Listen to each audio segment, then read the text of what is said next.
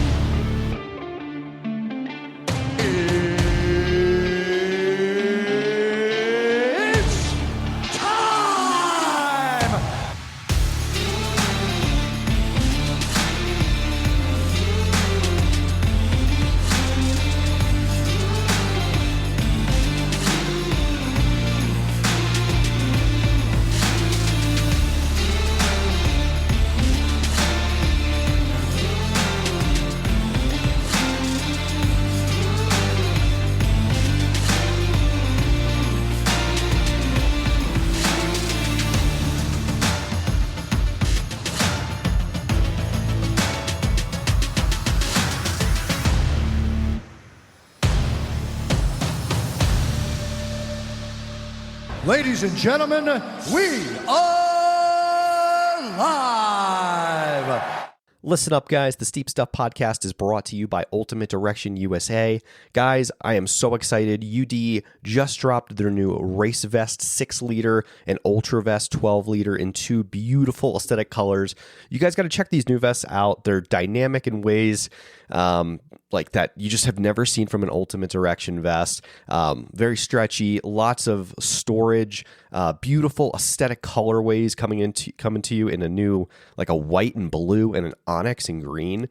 Just absolutely beautiful vests. I think these ones are just like some of the best products we've ever dropped, and I'm so excited for you guys to try them out. Hop on ultimatedirection.com and use code SteepStuffPod. Again, that's SteepStuffPod for 25% off your new vest. I mean, they're already affordably priced, but 25% off is just going to make it so much more affordable for folks in an already increasingly expensive trail running environment. So hop on ultimatedirection.com, get yourself a new vest, a pack, or any hydration solution, and let me know what you guys think. Josh Eberly, welcome to the Steep Stuff Podcast. How are you, man? Doing great. Yeah, no complaints here. Yeah, the sun is shining, and great air to breathe up here in Gunnison. So we're at a high elevation of almost 8,000 feet. So it's pretty magical up here. Yeah, man. Yeah, cold. You guys get like the coldest winters. It's like brutal up there, isn't it? Yeah, it is cold, but right, geographically we are in a valley and it sucks down, all the cold air. So we're basically the coldest place in the nation, like every year. But the cool thing is it's relative, right? Because you're in Colorado Springs too. And I think a lot of Colorado natives, they go to other places. Like I lived in Michigan for 3 years, and like they had great summers, but the sun wasn't as, relevant as what we have here. There's a lot of foggy days and cloudy days out there, Yeah, yeah. and at least in Colorado, if it's 0 degrees or in the negatives, we usually have the sun, and that makes such a huge difference for getting out there, right? For tolerance and moving the body. And as for running wise, it's like you bundle up, you have the right layers, and within 10 minutes you warm up pretty good. So it's you get used to it quick. The Yeah. temperatures that people read, like I get recruiting calls from athletes, and they're looking at the temperature, and they're, how is the it's so cold there, and when they get here, it's not too bad. They get used to it, and we got the sunshine, and that makes a huge difference for Colorado. It's funny. I follow Kieran Nay on Instagram, and he's always pretty good about putting up like stories about some of his training and stuff like that. And dude, like some of the stories he puts up, especially in winter, it just looks so brutal and so cold. I was like, "Woof." But yeah, it's funny. What part of Michigan did you live in? I lived in Ann Arbor for like a year and a half. Okay, I was on the other side. I was with Hanson's over at Rochester Hills areas for 3 years. So from 2004 to 2007, that's when I was on the Hanson's ODP program. So a while ago, but yeah, Michigan was great. They had, those rails for trails were amazing. What a great thing to innovate with the old trail system. So we ran on those all the time, a lot of the dirt roads, and met a lot of great people, and it was really fun. We need to go back to Michigan again to see all my friends and people we met. So yeah, it's a great state. I mean, like you said, the winter's a little brutal there too, just because you don't see the sun for like 3 months. But other than that, it's pretty dope. It's a fun, good, a lot of outdoor. Like it kind of surprised me. A lot of outdoorsy people, like great craft beer culture. Like I would say their craft beer culture is way better than Colorado. I'm just putting that one out there. But like, yeah, it's interesting. Like it's a cool spot. Definitely enjoyed, especially Ann Arbor. Like Ann Arbor's a cool place. So yeah. Why were you out there real quick? So at first I did, so I moved out there to start my, for grad school. I was trying to get my MBA from the University of Michigan. And then, what do you call it? I did my MBA internship at a plastics company in corporate finance out there. It was pretty square, pretty boring, but it was fun. I just like being out there. I had a couple, to this day, some of my best friends still live out there, and it's a fun town. It's a good spot. Cool. Yeah. Yeah, man. So, all right, I don't want to bury the lead too much. I've been really excited to have a conversation with you. I mean, when I conceptualized this podcast, from a sub ultra and from a trail running perspective, like you're one of the key people I think that really should be a guest on this type of podcast, just because of not just what you do professionally as an athlete, but also what you do professionally for your day job in managing the trail team at Western. Can you talk a little bit about like what your role is and specifically what you do, and then we can kind of go from there? Yeah. Well, first, thanks for having me on. I listened to a lot of your pods, and I think you're happy 1 year anniversary too. Thanks, man. That's great. Great testament to still be here in this digital era, this digital space. So well done. Keep doing what you're doing. It's awesome. I went back and I listened to so many of your episodes, and obviously the new ones that pop up, but it's good perspective on some of the athletes I haven't really had a chance to really listen to and get the vibe from, and it was great. But I appreciate that. Yeah. Anyways, back to your question is basically what, my role at Western, right? You're talking about, is that correct? Yeah. Yeah. Yeah. And so, this is my 10th year, going on 11 years as the head coach of the trail running program. And the actual mountain sports program is probably been maybe 13 years from inception.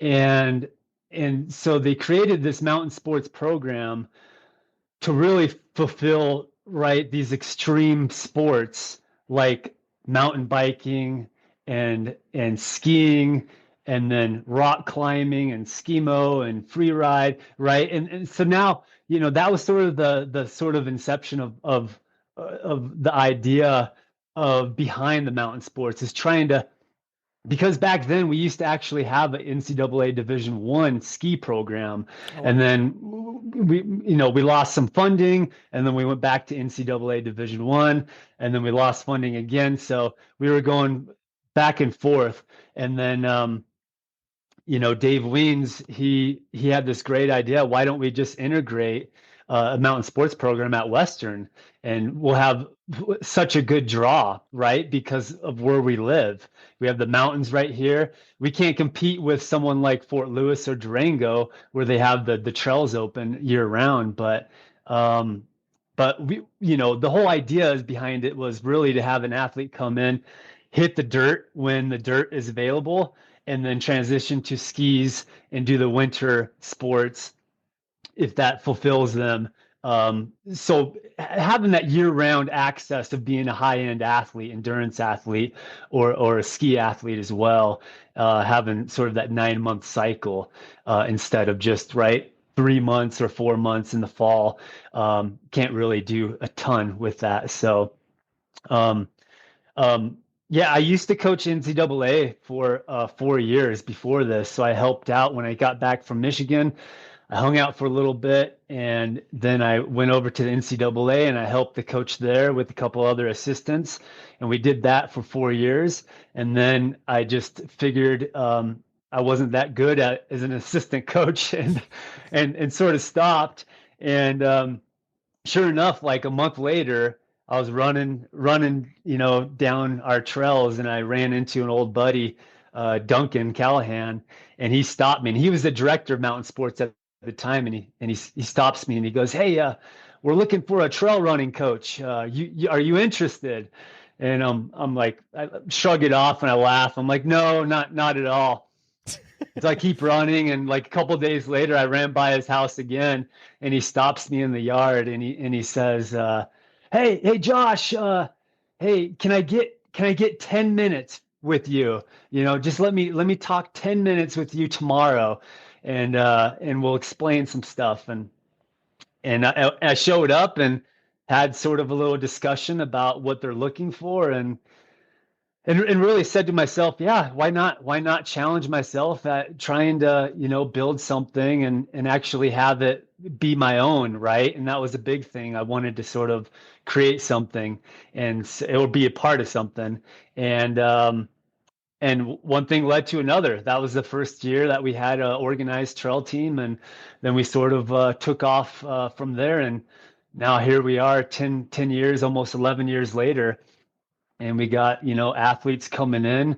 I had my first international athlete come in last year in the fall, and he was an NCAA Division One athlete, and he just sort of got fried from the system at the NCAA, gives them, and he wanted to run the trails, and so transferred over to Western. And now just last week, I had a kid from Iceland call me up and is really interested in our program.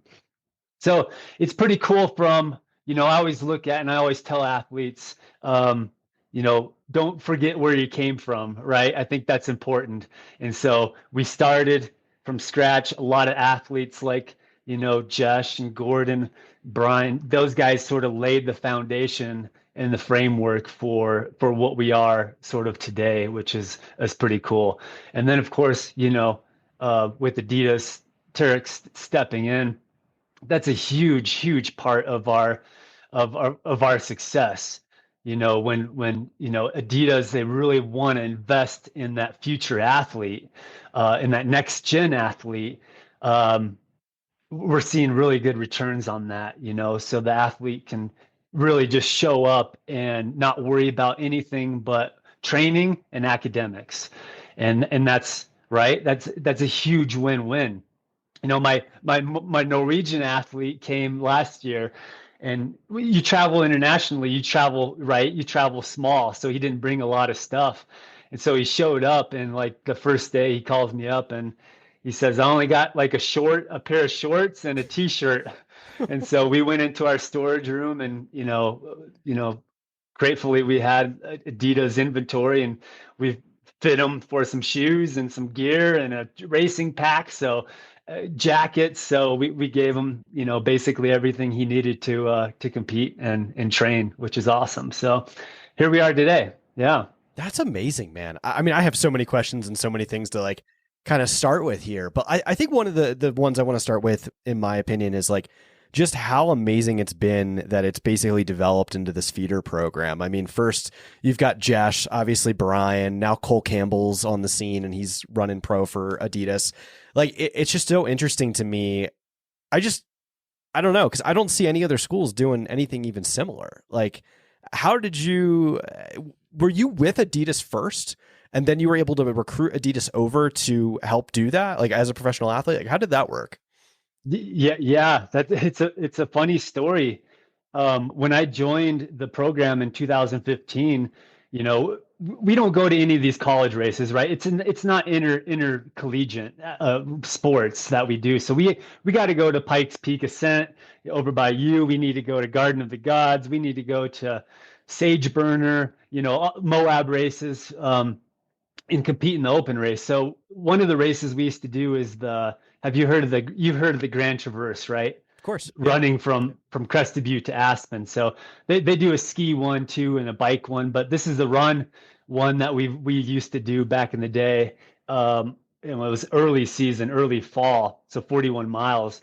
And maybe it was 2016, 2017, maybe we were over there, and we're at the finish line waiting for our athletes to come over from Aspen, and you got all those field reps, right, setting up the tents and whatnot. And at that time, the title sponsor was Adidas Terrex for Grand Traverse, and so they set up a tent and their shoes and stuff. And you know, you're 18 to 22 years old, you see some free gear, and you're at a finish line. What's the first thing you do? You go up to them and ask them for free stuff, right? And so it was funny. Actually the director that's part of our program right now, Kevin Geisen, he was one of my athletes at the time, and he was the one who was like, leading the charge of going up to this rep and saying, "Hey, we need to get some free shoes and free hats." And so the rep at the time was Lauren Mooreshead, who lived in Aspen. He works for Adidas, and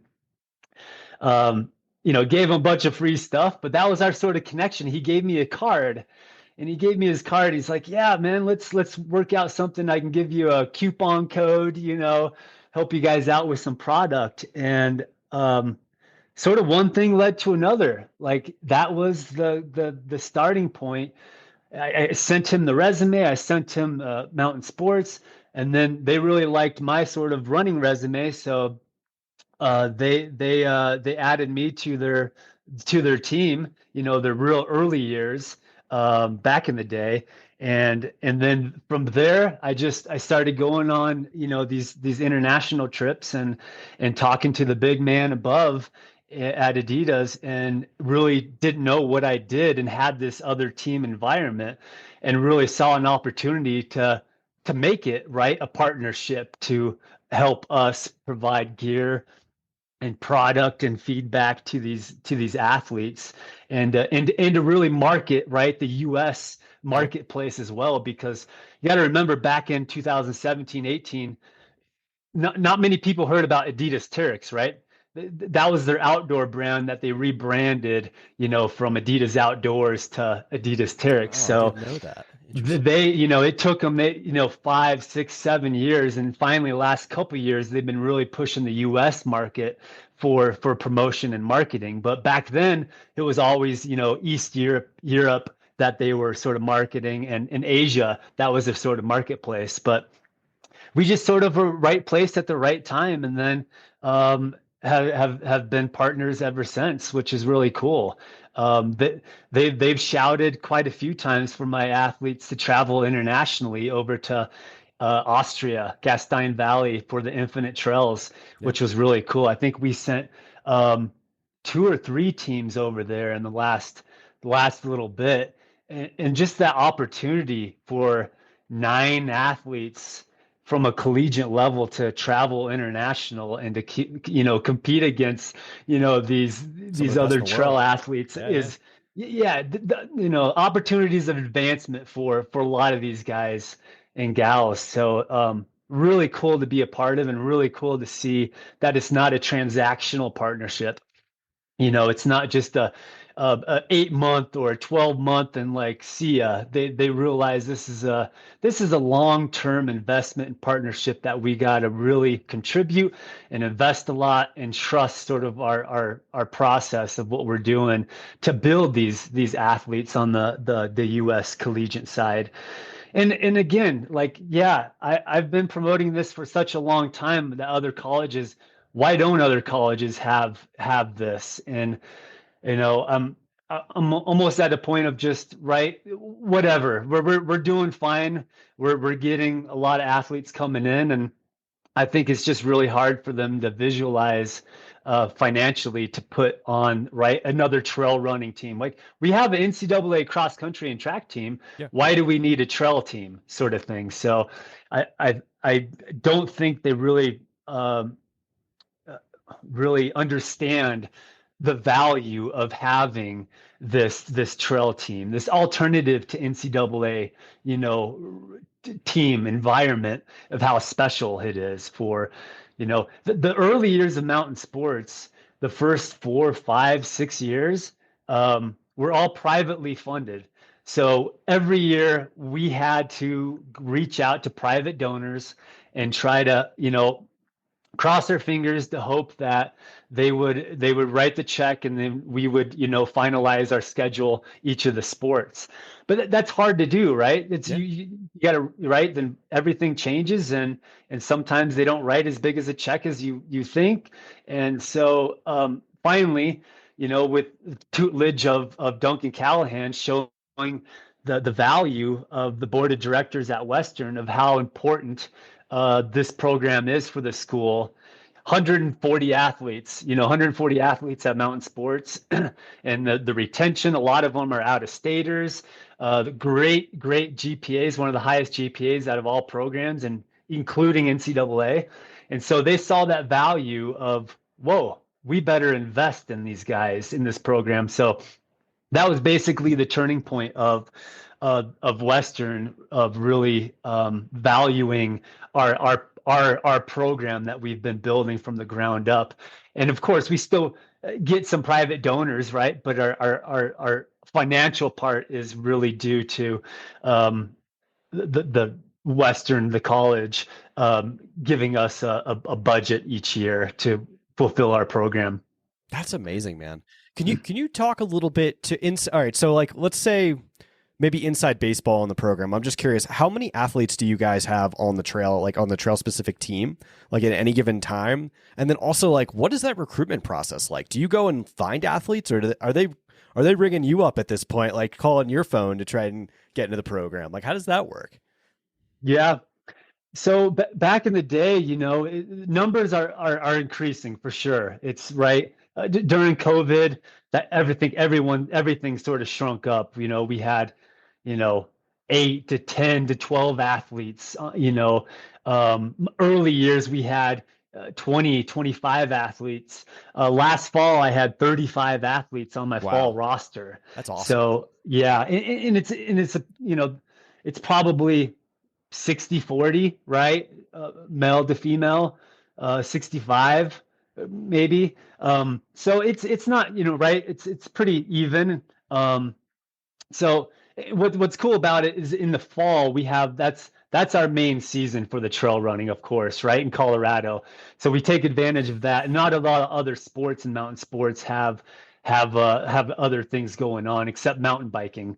So a lot of my athletes focus on that trail running all the way through Thanksgiving.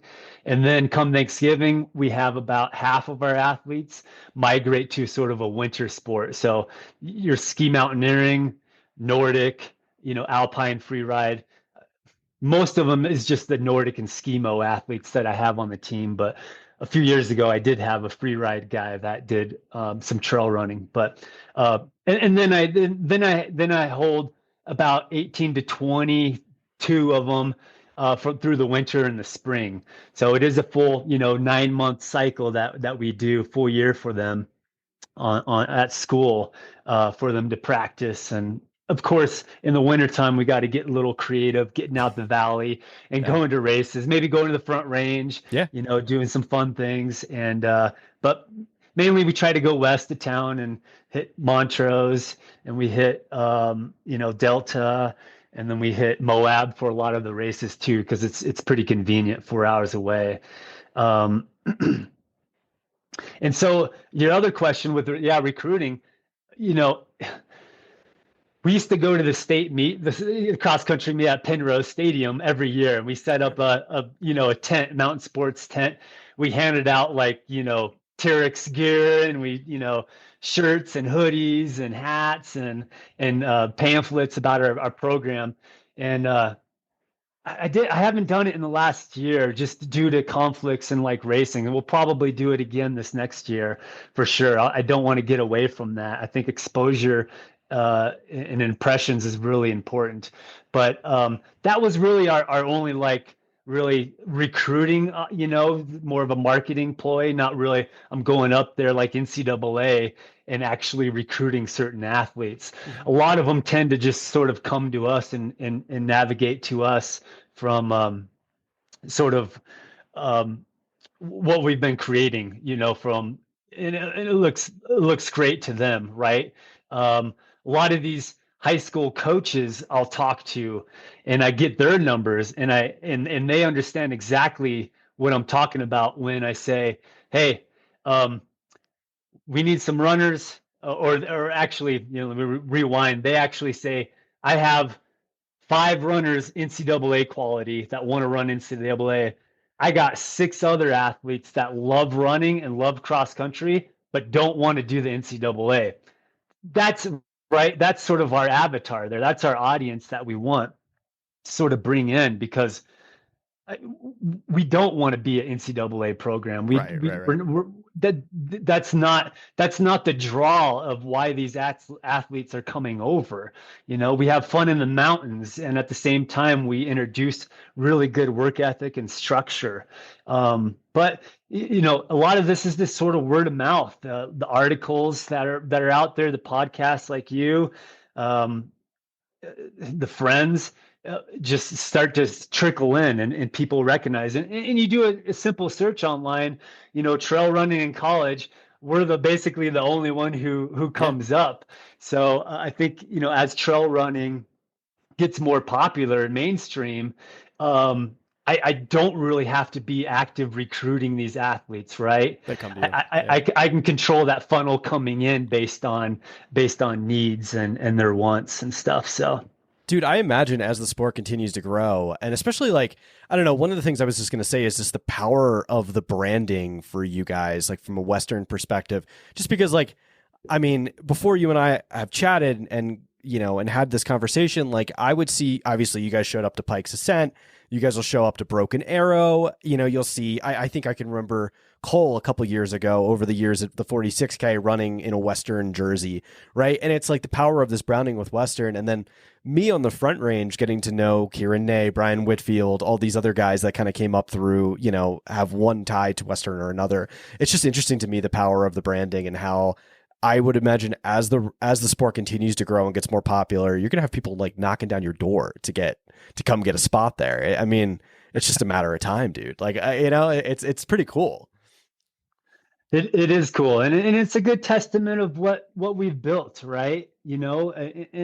And really it's about really, the program's not about the results. Yeah, the results matter, but more than anything, it's about getting these kids in and getting them in this process and realizing to enjoy this process of structure and work ethic and dedication of something that they can control, right, on a daily basis with their goals and their choices they make. So it's great to see a kid coming in as a freshman and really committing to the sport, and watching this kid or this athlete grow in 2 years, 3 years, 4 years, 5 years, and what they are, the maturity and the growth of what they, how they came in to where they came out. So it's a really cool process of, right, making sure we're not overloading the athlete with all these different stressors. I've been doing this a long time, and I have a pretty good knowledge of, of my, my athletes that are coming in. And I'm going to treat some athletes a little differently on mileage and intensity, and whereas some of my other athletes, I got to have that fine balance, right, and make sure once they come up through, right, the ranks, then it's time to sort of put them more on a pedestal and learn from these other athletes, which is cool. So we're at a really good spot right now in our program where we're not rebuilding anymore. And my old coach, a college coach, used to say this all the time: you get into the spot that's really special in any program, that we're just reloading every year, right?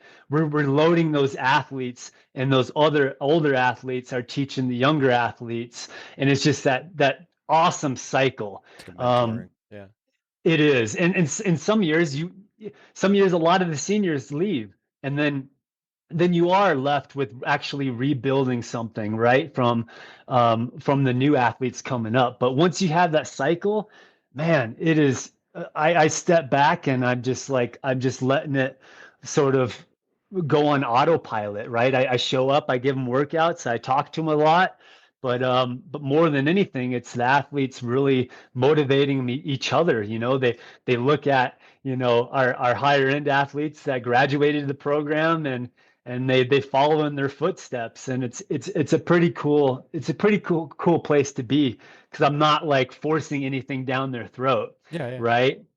It's the motivation and driver that the team wants to create. It's right. It's really, really neat process. Well, it's that high expectation, right? When you have all these like guys and gals that came through the program that are all elite, so many of them, it's a high expectation to have to live up, you got to live up to that, especially if I don't know, if I'm someone that's a freshman or going into that program, like that's the first thing I want to do is I want to be, the next Kieran Nay, Brian Whitfield, Cole Campbell, whatever, you know what I'm saying? Like, I think it creates that just evolution of people holding themselves to a high standard to continue to work hard and get better, which is pretty dope.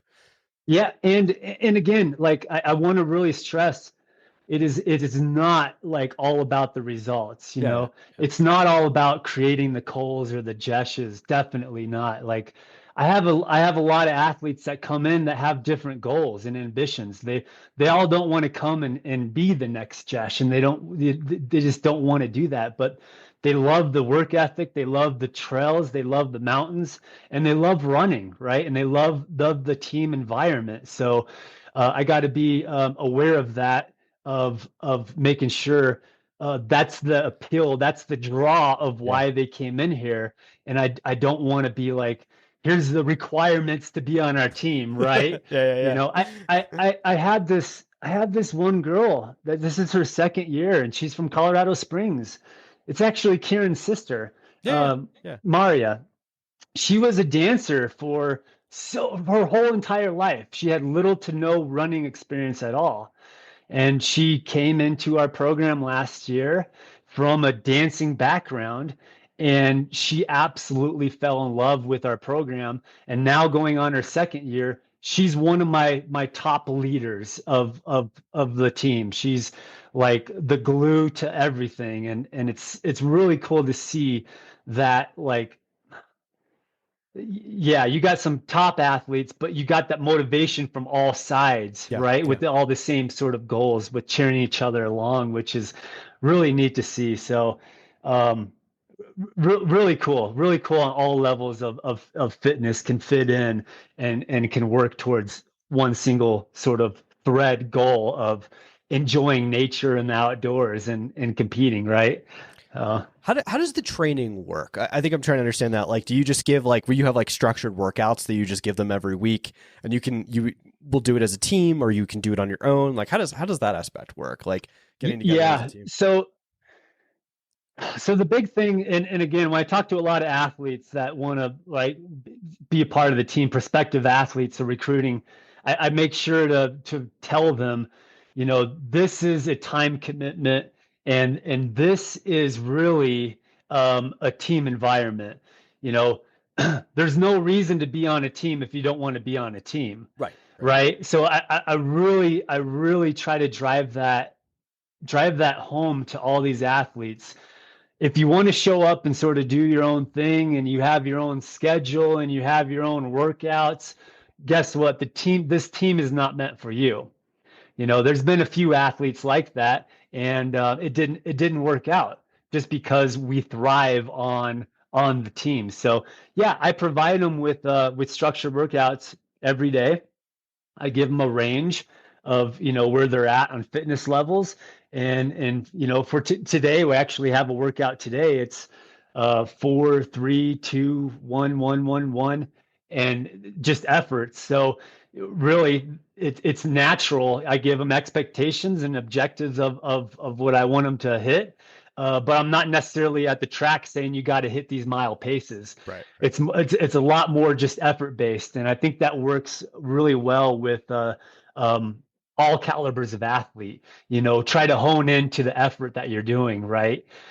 So it's been working so far with you know, I never do really mileage. It's always just on duration, especially when you integrate trails and mountains and, you know, different fitness ranges. So it's always sort of on a slider of you know, 60 to 70 minutes today, or, you know, 90 to 2 hours on your long run, stuff like that. Mm-hmm. But I got to be cognizant of or aware of some of these athletes. Not all of them come from a high school structured program. Yeah. So some of those athletes, yes, they understand the workout structure and the stresses that come along with it. But I also got to be aware of other athletes and being a little more cautious of how much I give them, and make sure well, whoops, we're all. No, you're good. I can still hear you. Oh, you can still hear. Yeah, okay. I can still hear you. Just frozen. You're good. Yeah. Yeah, just be aware of, I'm not overloading them with too much stress and volume and intensity. I've done that before, and again, it's just, I'm always learning as a coach of trying to figure out the best way forward for all calibers of athletes. Yeah. So it's not just a one thing for the whole group. It's and a lot of these athletes, they can take it as serious or not as serious as they want. The big thing I want them to be is a good team player, and I want them to have good work ethic and be a nice person and human being. And if they can do that and come to practice, that's all we're asking for, right? I don't need expectations for any kind of requirements you got to hit a mile in this or 2 mile in that. It's really about those sort of 3 drivers of character building and discipline. I love it, man. Let's talk about the schedule a little bit, like picking like a race schedule, right? So like, obviously you guys have like Sage Burner, that's right down the road. Like you have a lot of like different races. You have some in Moab, Broken Arrows coming up in June. Like, how will you pick the calendar? Is it like more so, well, we'll all do this as a team and we'll all go to this, and like where it's elective? Like, how does that work for going to a race? Like, do you teach them how to taper and all these different things, like to get ready for this stuff? Yeah, absolutely. Yeah. We, you know, I do periodize, right? We have our fall season, and then we have our winter season, and then we have our spring season too. Our winter and spring season is sort of combined into one. But yeah, absolutely. I try to have, you know, a season where they're building up, that we have some training races where they can work on, you know, mastering their craft, mastering pacing, mastering technical trails, you know, mastering fueling. You know, that's a big thing now for, you know, some of that longer stuff. So we try to go through all this stuff right during practice, so it's a little easier at the end. And then usually at the end of, you know, the fall or the end of the spring, we usually have a bigger event, and that's where I really try to taper the athletes and try to build that one up. So it's mainly just me talking to the athletes, trying to build their calendar. What we've done before, our relationships with race directors. We had a really good relationship with the old Pikes Peak race director. Jordan, Yeah. right? You know her. So Yeah. Yeah. unfortunately, she's not a part of Pikes Peak anymore. But, those type of relationships, we have a really good relationship with Mad Moose, the Ricks family Yep. that have, given us great discounts and, the ease of registering, 30 athletes and working with us is so huge. So really, it's me just sort of putting together a schedule that will challenge them, that will sometimes be different, that will have fun, right? Not every race needs to be right Yeah. a based in Cirque series, even though we open up with that every fall, Do you and really? that's a good one that we just open up one, and that Yeah. sets the tone for the entire season of like, hell yeah, like It's high octane. freaking That's good stuff. Yeah. Cirque series, it's just such high energy, and Julian is doing such a bang up job with that. So that's like a good sort of taste of like our trail program at the beginning of season. But we don't always in the fall, we don't always just go to races either. I, Yeah. I usually pick 2 or 3 weekends where we do some team camps as well. And Nice. some of our team camps are like, we had one at Leadville this year. We had 3 days at Leadville. We did, Albert, we did Massive, we did Hope Pass, we did Turquoise Lake, all the big, fun, low stress, mainly just exploratory runs. And I think that really bonds the team really well with each other and get to know each other. We went to Grand Canyon again in the fall, and we try to go there, every year, every other year. The San Juans, we do a big San Juan trip out there, and we hit some 14ers and hit the hot springs. So not every weekend is right a race opportunity. Some of the weekends are more, hey, let's go get some time on our feet. Let's go explore Mount Sneffels, and it'll take us 5 or 6 hours, but right, we will hike, we'll Yeah. run, Yeah. we'll eat, we'll just explore out there. And I think that really balances a lot of these athletes, and especially those high ones, those high caliber ones that don't push themselves too hard, that realize this is why they got into running in the first place. Right. This is why we get to the top of, these mountain ranges, and we look around and we go, this is exactly why I chose trail running, just for this, to be, in the moment and to be a little more closer to nature. And it's really cool to see on their faces, all the athletes. It gives them so much more motivation and purpose for showing up and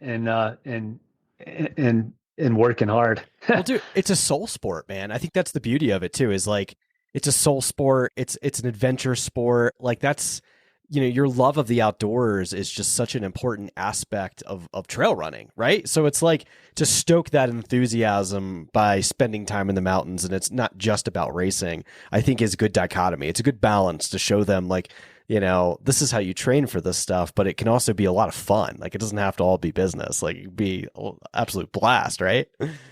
Exactly. And again, the draw, right? The draw from why they saw these cool videos on Instagram or articles.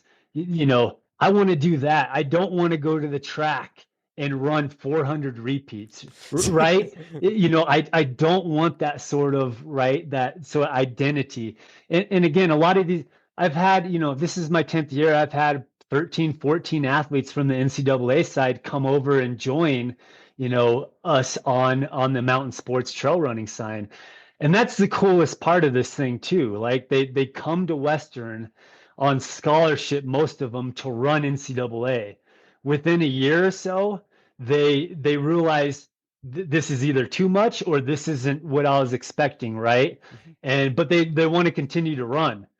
They come over to our program within a couple of weeks. They're completely rejuvenated, and it's really cool to see, right, those successes that they see in trail running to keep them going and showing up, right? Yeah. I think, and trust me, I have a lot of athletes on my team that no problem can get into a lot of NCAA programs, but they chose Western's trail running program because of, right, our environment that we're building here. Yeah. No, dude, I think it's so special, man. I do have a question related to because like for those on the team that are interested in competing maybe at a really high level after they graduate, will you like for instance, because this year is a special year because like Broken Arrow is the US mountain running champs with the Ascent, there's a Golden Trail Series race in the 23K, and then you have got Sunapee for the up down. Like will you take them to either of those selection races to get exposure and kind of see what that's all about, like for the people that are curious about that? In years past, we have gone to mountain champs. When it was out in New Hampshire a few years ago, we went there.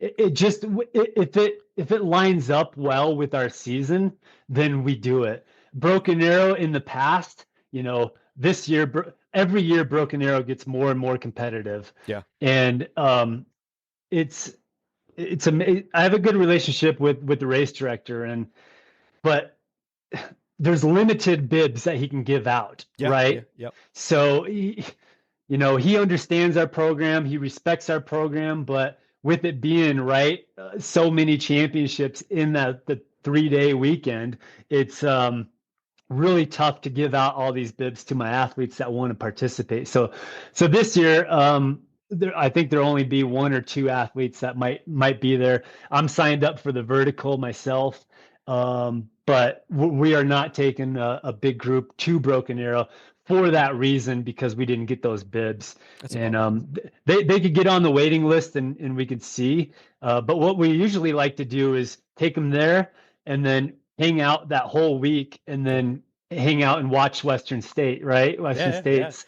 Dude, and crew that, especially with the what a week. Terrex crew. Yeah.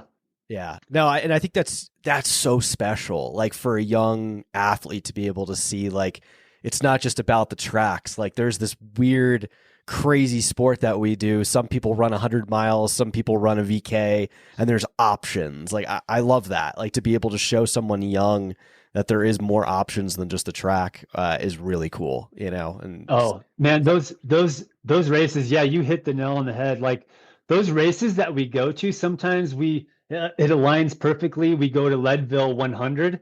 That's the beginning of school, and we go out there and we run and we sort of watch and follow the race.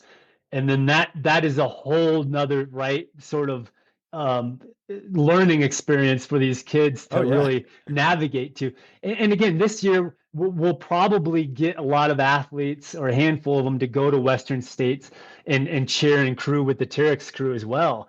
So we won't do the Broken Arrow as a big team, maybe one or two athletes, but the Western States most likely will send out a few so we can sort of follow and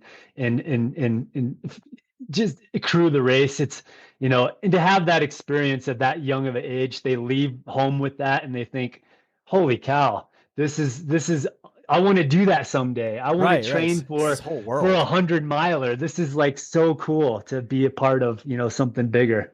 Yeah, it's special, man. I love that what you guys are creating with it.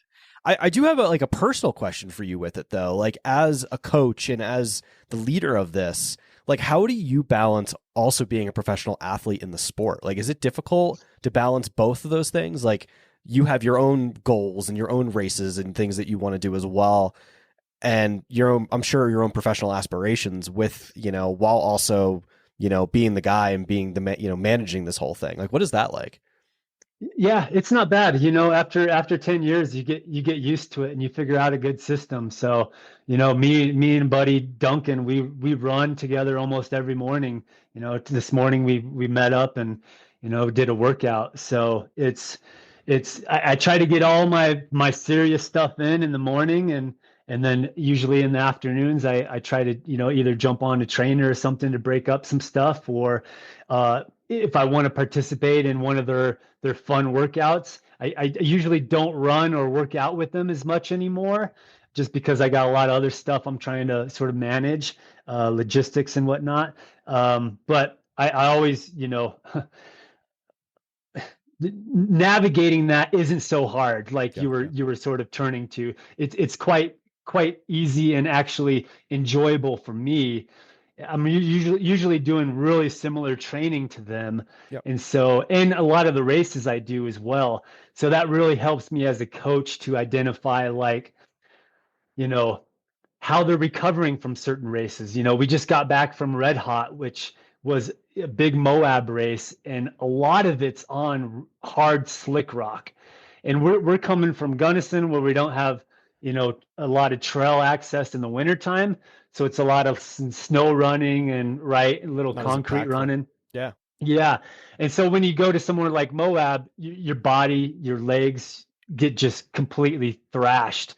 And so doing those races and that training with them really helps me as a coach to identify, like, maybe I shouldn't prescribe, this training today because of how I'm feeling from recovery.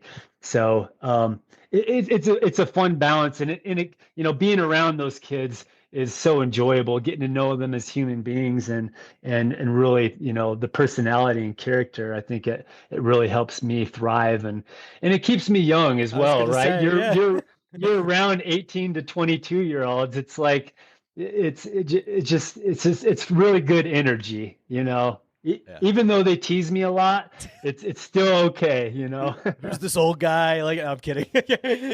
Yeah. Well, Jesh was the king of that. He was the king of teasing me almost every week, but I just brushed it off, and let's go run, let's go do something, and it's fun. That's funny. I think it was Brian Whitfield. He said the funniest story to me when he came on the podcast. He was like, I think Josh Eberly thought I was a bum. It's like, that's hilarious. Well, you don't know these. I didn't think he was a bum at all. No, but you don't know these kids that first year, and that's the cool thing, right? You're not judging, right? The book to by the cover. So getting them to know them, it's really cool, and it's fun to see that growth in all the athletes from year 1 to year 4, or year 2 to year 4, to see what they come out to be. So it's cool. So let me ask you this. So besides the Broken Arrow Ascent, what do you have on your personal schedule for this summer? Well, we got Salida this weekend, the Run Through Time. We got that one coming up on Saturday. And then we have our big spring race, which is Zion Ultras. And we have a 60K and a 30K. I signed up for the 60K, so I'll be doing something a little longer. Nice. And then from there, basically we have GoPro games. We have that coming up in June. We like I said, I won't go over to is it Sunapee this year, right? The up and down year. Yeah, won't be doing that because I think it's just too close for GoPro. And then I'll do Broken Arrow. I have a register. I have a ticket for Silver Rush, the 50-miler. Nice. And right now I'm just trying to figure out another sort of big race to do sort of in the fall, in the summer, fall. So not anything crazy big international right now. I definitely like staying a little more stateside. I like bringing the family along as I travel. I think that's another big thing about where I'm at as an athlete and a person. I got 2 kids, got an amazing wife, and it's just so hard to leave for that long. But being stateside, we can drive to most places. We stayed over on the West Coast for such a long time last year, and we traveled the whole way up it all the way to Oregon, and it was just so beautiful, along the way. But yeah, I'm trying to figure out something. But again, I try to get through, be in the moment and try not to think too far in the future. Yeah. But it's a weird situation we're in right now because you got to be on top of it. Otherwise, you can't get into some of these races unless you have the insider, right? So it's sort of like this, this little catch-22 that I'm in. Well, dude, the reason I ask is because, if you want to bring some people to Pikes, I just got named to the board of Pikes, so I know there's been some changes in the RDs and stuff like that. But Ascent or Marathon, whatever you guys want to do, let's make that happen. Bring some athletes out, and it'd be cool to get a group out there. It'd be super fun. Keep that going. That'd be great. The Pikes is awesome just to be around a big race environment like that. And we camp. We usually camp right there, right into town. And yeah, last year was a little tricky because of the snow that second day. But Yes. um, but yeah, it's convenient. It works out. Have a great time. But yeah, thanks for the offer for sure. We can definitely talk off air about logistics and Yeah. what Yep. what maybe we can work out again for another Pikes Peak, because that really last year was really tough for, right? I think I listened to your pod the other day, and she was at Pikes Peak. Oh yeah, What's her Flannery. It was first? Flannery. Yeah, yeah, yeah. Yeah, Flannery. And we were there too, right? And I had a handful of athletes that are really, really good at that technical part, and they basically turn around right before that. And so it was just like her. It was right. It was sort of like, oh, Takes the wind out dang of your it. sails. Yeah. Exactly. And but they made the best out of it, and they ran really good. But again, some of these athletes really like the technical mountaineering aspect, and they thrive off of that stuff.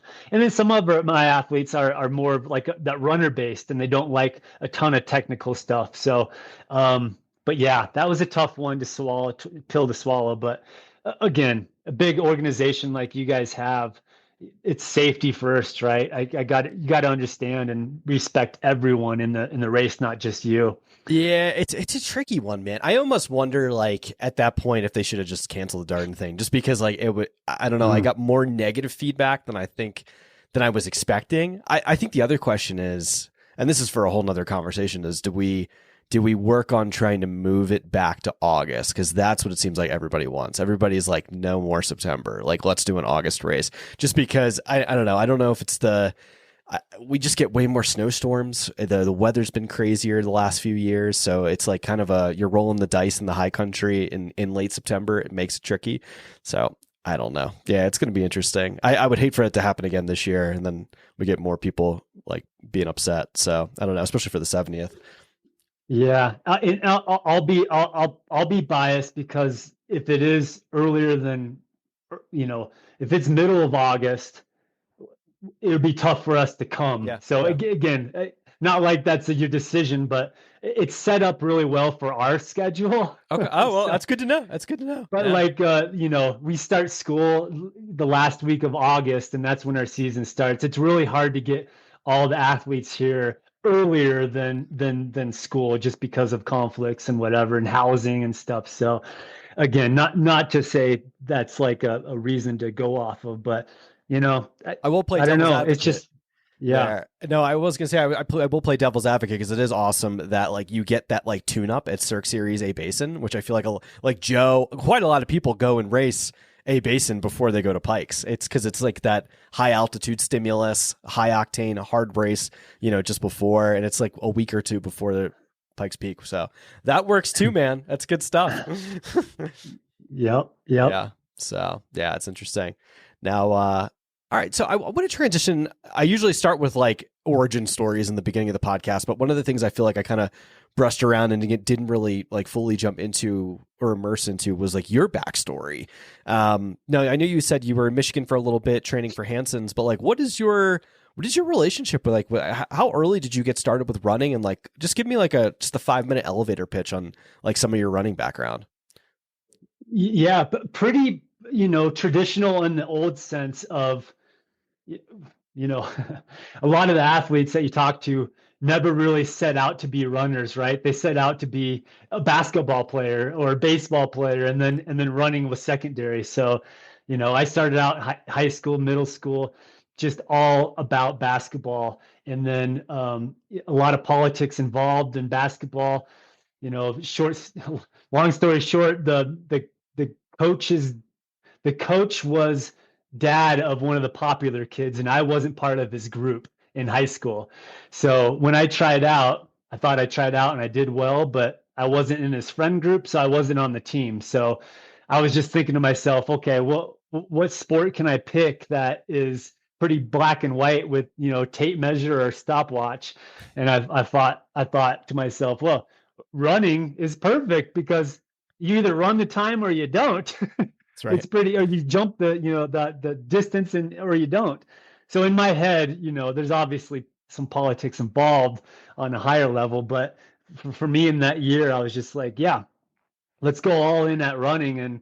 And I was real mediocre, average runner in high school. I think I was 10:10 2 mile, 4:34 in the mile. Um, I I was second to last place in the 2 mile at Air Force around your neck of the woods. And I was walking back to the tents to see my coaches, and the coach from Western State at the time, Dwayne Vandenbush, came up to me, introduced himself, and said, you ran tough, and I see a lot of potential out of you. Here's my number to Western State. We collected numbers, and that was it. He called me every weekend and really gaslit me into going to Western. I didn't get a scholarship. I didn't get a scholarship till my third year, my junior year. But he was an incredible recruiter, and that was basically how I got into the system. Then I was at Western my freshman year. I got kicked off the team because of the bad choices. That was a real wake up call for me, that it wasn't bad luck. It was more of understanding, wait, I got to be accountable for myself and make good choices and hang out with the right people, right? You always hear that, right? You're the average of the people you hang out with. Yeah. So I didn't realize that then until I got kicked off the team. And then I really woke up and said, I got to really get my cards together. So from there, basically, I started running more, focused on diet, lost a lot of weight. I focused, a good summer. I came back. My coach saw I was putting in work, and he invited me in one day, and he said, I want to give you a second chance. And I said to myself, I better not screw this up. So I really got into the environment, hung out with the team more, did all the team stuff, and every year just saw progress. And one thing led to another with, national championship teams and individual and awards and all that stuff coming after it. And then after college, just more or less wanted to continue running. And I made the world team in 2004 for the cross country championships in Belgium. Wow. And when I was out there, I was, pretty young at the time, 22, I think, 24. And Kevin and Keith Hansen were out there because Richie Brinker made the team as well. We were roommates, and they came in one day, Kevin and Keith, and they looked at the whole U.S. roster and they said, "You're the only one that's not sponsored out of the 4K and the 12K," because back then they used to have the two distances for world champs. And so they gave me an offer, and they said, "Come out to Rochester. We'll show you what we have for the Hansons, and we'll hope to have a good partnership." And so after Worlds, I went out there and I liked what I saw and signed a contract with them and met a lot of great people. I learned a lot about myself, especially marathon roads. So I had a huge marathon road track sort of post-collegiate run until 2012, 2013. And then I started getting into, it was Tiva mountain games back in the day, not GoPro mountain games. So I went to there and I had success, and then one thing led to another. I was just more inclined of getting more into trail running and the ultras, and then it all just sort of culminated together. Even though I made 2012 the Olympic trials, the marathon trials, and then what would that be, 2016 I made that one as well. And that was sort of when I was basically off of the road. They lowered their standards. I don't know if you remember, they lowered their standards in 2016 because they didn't have enough people. And I was one of the people that were like 20 seconds within the standard. And so I got a phone call basically with 2 months or something to go before the trials and said, "Hey, you're qualified for Olympic trials. We'd love to have you here."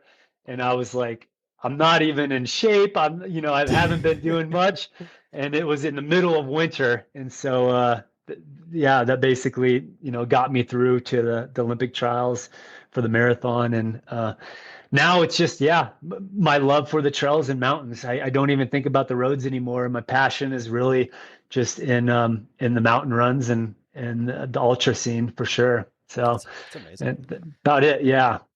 Dude, what a story, man. I got to ask you this because I'm so curious. I think I ask everybody this question. Is there a race that you haven't done yet, like a series in all or a Zagama or what? It could be whatever. Is there something like you have as a bucket list race still left in the sport that you want to do? Oh, yeah. Yeah. There's so many, right? I listen to a lot of your pods. There's so many, right? Those bucket list ones. Like it was, I filled one of my bucket list a few years ago at UTMB. I did the OCC. That was, What a race. oh my God, it's everything you see that it is, and even more when you're there experiencing it. And of course, I was, with the whole Terrex family, it's just completely mind blowing. The atmosphere, the energy, the whole European vibe running through those mountains. So that was a huge thing, the huge bucket list I got off my list. One of the races that I've been thinking about is, yeah, the Sears and all that you mentioned. Not to steal what you just said, but No. I am. I don't know. You probably shouldn't say this on camera, but one of my strengths is just uphill running, and Sears and all, right, is all uphill for whatever it is, 16, 17 miles. And so I think I could probably fare pretty well because I love just grinding on the uphill. When you start to sprinkle in a lot of that technical and the downhill stuff,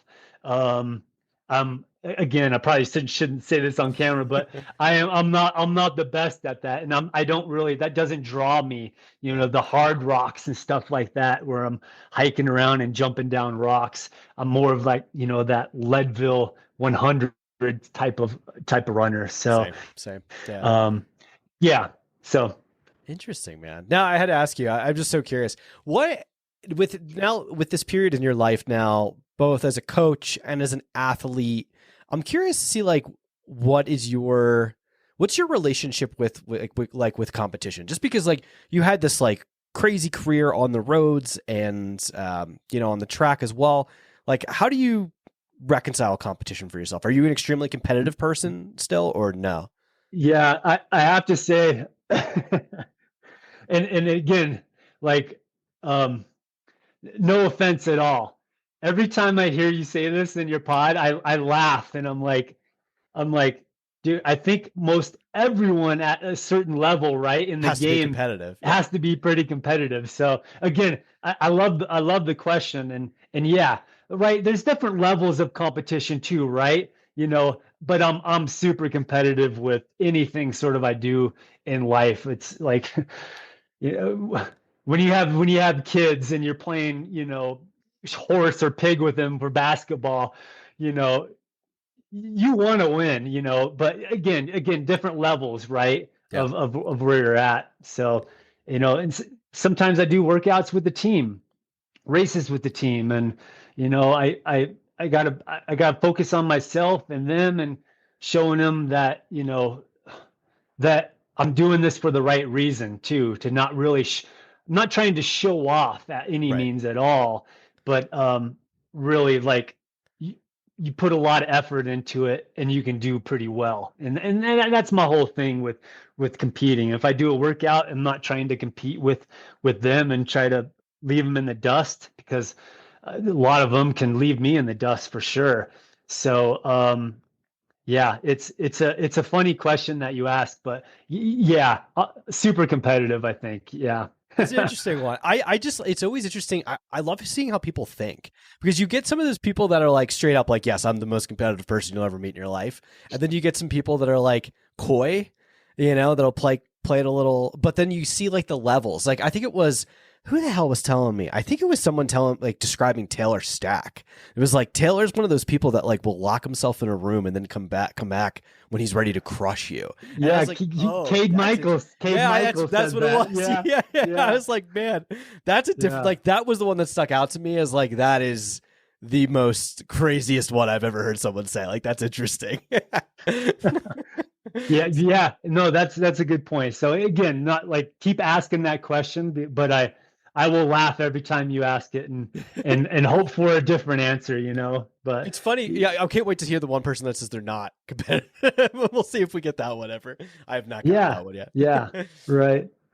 All right, man. So as we start winding down, we're at about an hour 15 now. I'm very curious to see who inspires you. Yeah, it's a good question with where you're at in life, right? My early years, right? You sort of, have different inspirations and mentors, role models, sort of those early years, and then it changes. I'm 44 years old now and have a family, so back then, some teammates, my coach, certain athletes that you read about and that you train with all the time, that inspires me. Transitioning to family stuff now is a lot family based. My dad inspires me, my wife inspires me, my kids, the athletes on the team inspire me. So, it's interesting where you're at sort of in life and how it changes so much, right? It's pretty neat process to sit back and think who sort of got you here, right? Yeah. And there's so many. My coach back at Western, definitely a huge inspiration. Michael Aish, he was a huge inspiration at Western, helping me figure out the whole training thing and how to train hard. And then in my Hanson years when I was there, Brian Sell, that guy, I lived with him for a couple years, and training with him every day was just a complete inspiration about like how he treats training and how he treats being in the moment and life and enjoying those, right, the interactions with community and friends. So, one thing I do really realize is you can't take yourself too serious, right? You gotta sit back and laugh at yourself a few times. No one's perfect. A lot of imperfections out there. But when it's time to grind, it's time to grind. But you don't have to be that way, off the court, sort of say. Yeah. And I think that's a valuable lesson for most people. No, it's a beautiful answer, man. It's a great one too. I love seeing all the different people that like inspire you, especially as you get older. Like different people have different inspirations, right? Like it's, as a father and as a husband, all these different things, come into play as you change as a person and get inspired. So it's beautiful. Just before you're getting ready for a race, I'm curious to see like what's your walkout song, man? Like what are you listening to before a race? Like what's in those earphones? Well, I will be honest with you. A lot of the races, I don't like, back in my early days, we used to get in the van with the team and crank up like, know your enemy, freaking right. Just, just, volume 11, just go crazy. However, I don't know, the last probably 10 years, it's more of like going to these races. I swear to God, I feel so much energy and adrenaline just being there, right? The whole process of warming up, seeing the race announcement, hearing the music, warming up with your friends. So I like that sort of energy, and I try to live in the moment there. So in the races, I usually try not to, put on anything to, get me a little disturbed of where I want to be. Yeah. But again, I'm a huge music lover of live music. I love music. Like this morning on my workout, I had Dave Matthews Band and Tim Reynolds on. They had a big concert in Cancun, and I put on some live music. And but they have a few songs. So Damn Lucky, American Beauty intro, The Stone, Gaucho, any Dave Matthews Band fans out there, put those on your playlist, and those just, I don't know, it just gets you going, right? It's great, love it. It's amazing. All right, I got one final question. It's usually the dumb one. It's something between aliens, AI, and Bigfoot. I think for you, I got to ask, because you're in Gunnison. It's kind of like halfway to the San Juans or close to the San Juans, which I don't know why. I think of like wilderness and Bigfoot. So, do you believe in Bigfoot? I think I do. I think I do. I grew up and we, my dad, we watched a lot of X-Files, a lot of ancient alien stuff, a lot of Bigfoot stuff, and we've been totally on Expedition Bigfoot, that series going on right now. Yeah. And so like every week we, the whole family gets around the television and we watch it, and so I don't know. I think there has to be something. And a lot of the Bigfoot stuff, the more you look into it, it's a lot of that paranormal or supernatural activity that comes with the Bigfoot. So it's not necessarily you'll see Bigfoot corpse or anything, right? Or bones. And a lot of the Bigfoot readings that you do and such in videos, there's a lot of lights and, sort of transformation of, them transforming into this sort of supernatural being and going to different places. So I don't know. I'm trying to figure it out myself, but I want to believe, and I think that's more important. I want to believe there's something else out there, Same, besides us, right? Same. Yeah, that's a good answer, man. No, I like how you watch some of that stuff. Listen, man, I love the conspiracy theory stuff, so like I'm all over it. I'm always interested in like aliens and Bigfoot and all that stuff. It's fun to me. Oh man, not to keep this going, but real quickly about the aliens, like.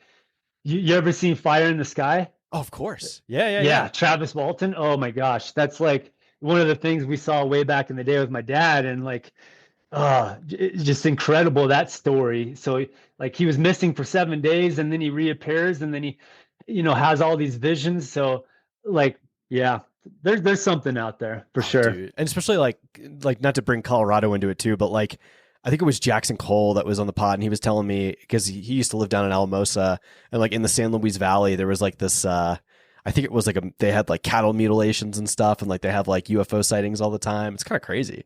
So yeah, I don't know, man. It keeps the lore alive. I want to believe. I don't know. The alien stuff to me seems a little bit more plausible than Bigfoot, just because like that's kind of crazy to think it's just like, you can't just think it's just us. There's got to be something else going around out there, and not to mention like people see things in the sky all the time. Who knows? So yeah, Josh Eberly, this is a great podcast, man. I can't wait to have a round 2. Thanks so much for coming on. We'll chat offline about the Pike stuff. Would love to have you guys out there, and yeah, man, I appreciate it. All right. Thanks, James. Love what you do, and happy 1-year anniversary again. Oh, thanks, man. What'd you guys think? Oh man, what a fun episode. I'm going to thank Josh so much for coming on the podcast. Just so appreciative that we have people in our sport that are willing to, that have jobs like this, that are willing to help shape the future of the sport. It doesn't matter if it's at the professional level or if it's just at the recreational level, but like, being able to help shape what it's going to look like for the future by helping at a young age, like instill, love for the outdoors, love for the mountains in kids coming through Western. That I just think it's something so cool and so special. So really want to, give Josh his flowers and thank him for, some of the amazing work that he's doing over at Western. So pretty cool stuff. I'm sure you guys will see him at a race soon with the Western crew. We hope to have them back at the Pikes Peak Marathon and Ascent this year.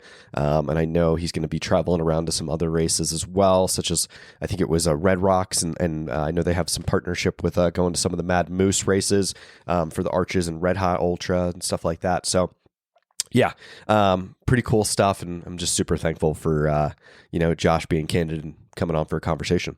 Guys, give him a follow. You can find him on Instagram at Run Sleep Design. That's Run Sleep Design, one word.